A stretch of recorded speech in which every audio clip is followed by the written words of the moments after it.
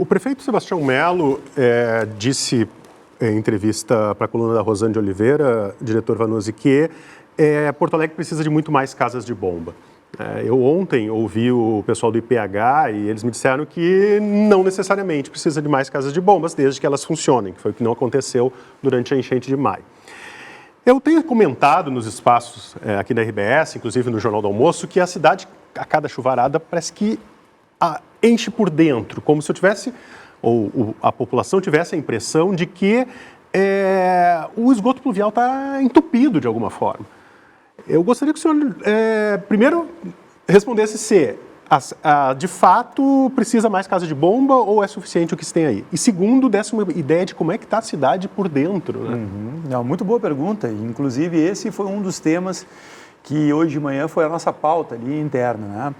O que talvez seja importante entender é que a gestão da água interna da cidade não pode ser tratada apenas no atacado.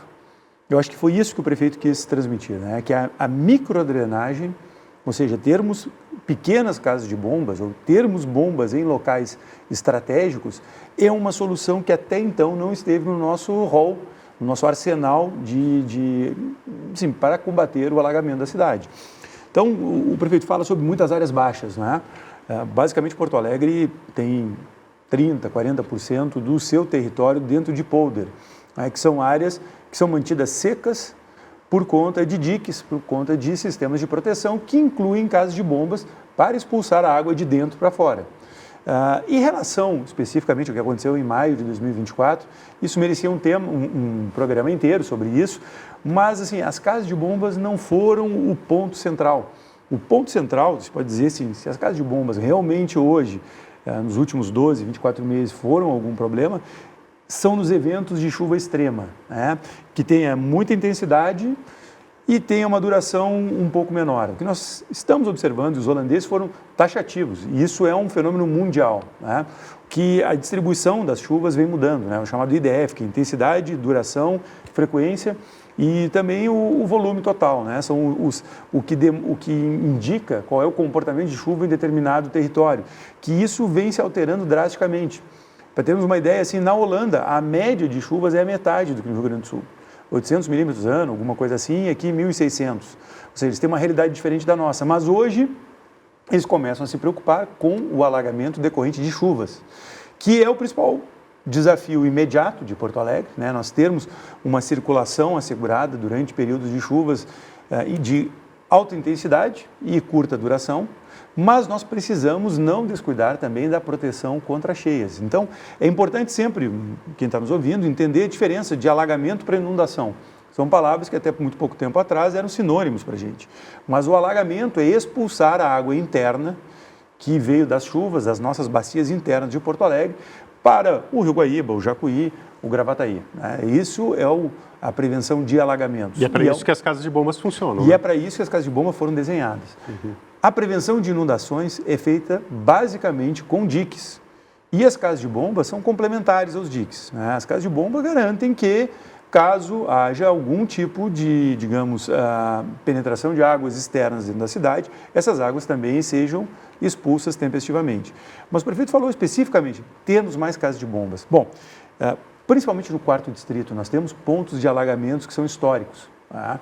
E nós estamos pesquisando ponto a ponto sempre, né? Fazendo um trabalho realmente de microdrenagem, um trabalho de microgestão para entender por que aquele ponto, afinal de contas, vem alagando. Ali poderia ter, então, mais casas de bombas. Exatamente, ali talvez, alguns locais aqui... Zona Sul, talvez. Sendo, assim, dando um exemplo para o cidadão, né? Na Avenida Voluntários da Pátria, mais ou menos na altura do DC Navegantes. Entre a Ponte Antiga e a Ponte Nova. Histórico. Ali é um local que talvez seja importante termos um microbombeamento, um bombeamento inline, como se diz, né? Seja uma bomba que faça com que a água ganhe velocidade, ganhe um movimento para chegar até a casa de bombas, porque ali o gradiente de topografia é mínimo, então está tudo no mesmo nível. Então não adianta ter uma casa de bomba muito potente que suga a água que está dentro do poço, se a água não chega até o poço. E aí a água não chega até o poço não só por a galeria ser de tamanho suficiente, mas às vezes por não haver a declividade que faça com que a água se desloque até lá. Então nós temos diversos problemas. Quanto ao subsolo de Porto Alegre, né, nós temos uma rede que vem de um projeto, de uma concepção dos anos 60. E dos anos 60 para cá, a cidade cresceu em número de habitantes, cresceu em número de área impermeabilizada, cresceu em número, inclusive, de árvores, já de elementos vegetais já com idade avançada. Então, nós temos uma série de elementos, a quantidade maior de habitantes também gera resíduos de diversas naturezas, resíduos plásticos, de papel, tudo isso contribuindo para que essa rede, que já é antiga, acabe tendo uma performance bem inferior. E nós temos casos de máquinas com conceitos dos anos 50, né? As casas de bombas são conceitos que eram o que havia, talvez, de mais moderno no fim dos anos 50, né? De lá para cá, muita coisa, e não é só de tecnologia, não são equipamentos eletrônicos, são conceitos de engenharia que não dependem especificamente de maior tecnologia, mas sim de soluções a partir de um aprendizado histórico do que fazer e o que não fazer. Então, a posição em que deve ficar a casa de bombas em relação ao fluxo d'água, né? A posição na qual se deve colocar a comporta antes ou depois, o tipo de comporta, a forma como a descarga da casa de bombas é encaminhada ao rio. Tudo isso importa, são pequenos detalhes e a partir de agora, nós estamos no momento em que nós estamos terminando a fase de recuperarmos as funcionalidades das casas de bombas. Então, fazendo aqui um pequeno parênteses, né? A missão holandesa, lá logo depois da enchente de maio de 24, veio para propor soluções no curto, no médio e no longo prazo. Então, no curto prazo, era a recuperação das funcionalidades das casas de bombas e da rede de macrodrenagem. E isso nós estamos bem encaminhados. Nós estamos com as casas de bombas já numa condição bem razoável de funcionamento, não é 100%, tá? Não é 100%, são máquinas muito antigas, são conceitos muito antigos, mas nós estamos numa situação muito melhor do que há 6 meses atrás. A médio prazo é nós fazermos com que essas casas de bombas tenham melhorias pontuais que façam com que a sua operação seja mais eficiente e mais eficaz. Então, esses projetos estão todos em desenvolvimento, devem, agora ainda no primeiro semestre, estarem prontos para a contratação da obra de execução, e isso inclui não apenas nós fazemos a melhoria na casa de bombas, mas também nas redes, né, pluviais que nós temos no entorno, e depois as ações de longo prazo, que já começaram várias delas, como por exemplo a melhoria nos nossos diques, né? Então recuperação de diques, retirada de famílias que estão em cima de diques, que prejudicam a estrutura. Então os diques para subir mais 1 metro, mais 2 metros, não é uma coisa tão singela, não é simplesmente colocar mais terra em cima, a estrutura toda precisa ser proporcional. Então nós temos esses 3 níveis de ações. Agora, o que vem acontecendo dentro da cidade é que, como nós estávamos conversando, existe muito resíduo, o resíduo ingressa no sistema, o sistema é projetado para funcionar desobstruído, e aí, ao mesmo tempo, nós temos um acréscimo das chuvas. Nós tivemos agora um período, o ano de 2024 foi excepcionalmente chuvoso, o verão de 2025 vinha muito seco, até fevereiro nós tivemos alguns eventos muito impressionantes, 1º de janeiro foi um temporal inacreditável, 16 de janeiro foi um temporal inacreditável, e agora nós temos uma expectativa ambiental de que ao longo do ano de 2025 nós tenhamos um pouco de trégua, né? O que significa que nós devemos aproveitar para fazer mais rapidamente e não descansar. Não é um momento de descanso, não é um alívio, é uma oportunidade que nós temos para acelerar todos esses processos.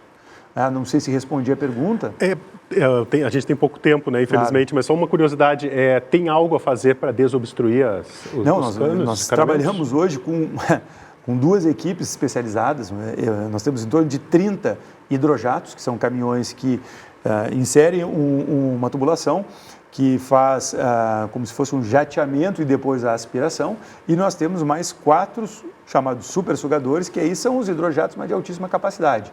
Então, algumas situações específicas bem pontuais nós estamos atuando, mas estamos atuando também no varejo, conforme nós vamos identificando que alguns pontos vêm recebendo obstrução. Dando um exemplo aqui, uma área que hoje vem sendo objeto de muita atenção nossa, o entorno do Hospital Mãe de Deus, ali no José de Alencar, aqui perto. Nós estudamos bem as galerias, né? Não há um problema de falta de galerias, as galerias possuem capacidade, nós temos um problema realmente de fazer a água chegar até a CB12 e CB13, a casa de bombas 12 e 13, que são casas de bombas localizadas dentro do Parque Marinha. O Parque Marinha, é importante relembrar, é um aterro. Então, assim, todas essas galerias que vêm do Menino Deus, que descem no Morro Santa Teresa, que vêm aqui da Medianeira, vão indo via José de Alencar e se encontram passando um pouquinho ali o viaduto da José de Alencar. O viaduto, acho que é Dom Pedro II, o nome do viaduto. Numa galeria gigantesca que fica no Parque Marinha. E aquela galeria é inundada por toda sorte de objetos. Então ali nós fizemos um trabalho, depois ampliamos esse trabalho para a Rua Costa, para José de Alencar, para Grão-Pará, para todo esse entorno, só que isso é um trabalho sem fim, um trabalho que nós vamos ter que continuar fazendo, redesenhar algumas dessas galerias, observando o entorno, assim, a parte interna das galerias, nós vemos, poxa, essa geometria poderia ser melhor. Então é um trabalho que vai de ações diárias para planejamento de médio prazo, de fazer algumas melhorias pontuais que vão gerar uma melhoria de performance e soluções de longo prazo, que aí sim, essas soluções estão todas em fase de projeto avançado.